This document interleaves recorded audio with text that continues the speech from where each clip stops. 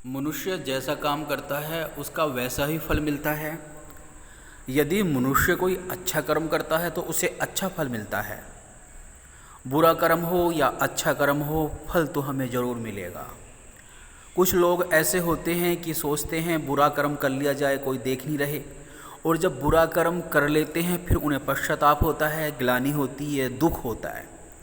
फिर कुछ लोग जो है दान करते हैं, पुण्य करते हैं, कुछ हवन करते हैं, कुछ गंगा स्नान करने के लिए चले जाते हैं। सोचते हैं कि चलो गंगा में डुबकी लगाएंगे तो सब पाप दूर हो जाएंगे। जैसे कोई साबुन जो है मैल को दूर कर देती है, और ऐसे ही वो सोच रहे हैं कि गंगा भी जो है हमारे सब पापों को दूर कर देगी, लेकिन ऐसा होता नहीं है। एक छोटी सी कहानी है। एक व्यक्ति जो था वो गंगा में स्नान कर रहा है और डुबकी लगा रहा है। उसने बहुत सारे पाप किए हैं, यानी बुरे कर्म किए हैं। डुबकी लगा रहा है, बोल रहा कि गंगा माँ तू ये पाप ले ले, मैंने उसके साथ बुरा किया, झूठ किया, फ्रेब किया, दूसरों को मारा, और इस तरह से डुबकी लगा रहा है। तो वहीं एक योगी व्यक्ति बैठा हुआ है जो भगवान की भक्ति कर रहा है। वो सारी बातें सुन रहा है।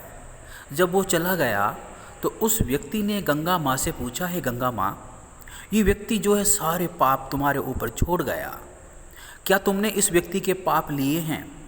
तो कहते हैं कि वहाँ पर गंगा प्रकट हो गई और गंगा ने कहा कि नहीं योगीराज, मैंने इसके पाप नहीं लिए। फिर तुमने कहाँ दे दिए, किसे दे दिए? तो गंगा ने कहा कि मैंने सागर को दे दिए।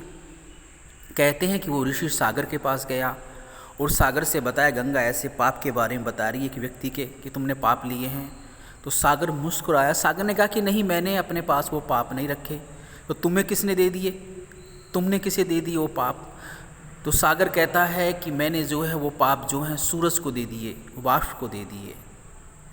तो उसके बाद सूरज के पास गया ऋषि। सूरज ने कहा कि ऐसा मैंने बादलों को दे दिए।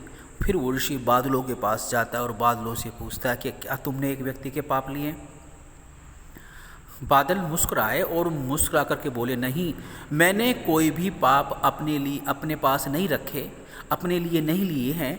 मैंने तो वापस उसी के ऊपर छोड़ दिए हैं, छिड़क दिए हैं, और वर्षा के रूप में उसी के ऊपर चले गए हैं। ये कहानी कहती है कि अवश्य में भुक्तव्यम कृतम कर्म शुभ शुभम, हमें अवश्य भोगना है अपने किए का फल। अच्छे काम का अच्छा फल मिलता है, बुरे काम का बुरा फल मिलता है। इसलिए हमें हमेशा अच्छे काम करने चाहिए, और अच्छे काम ही हमें श्रेष्ठ बनाते हैं।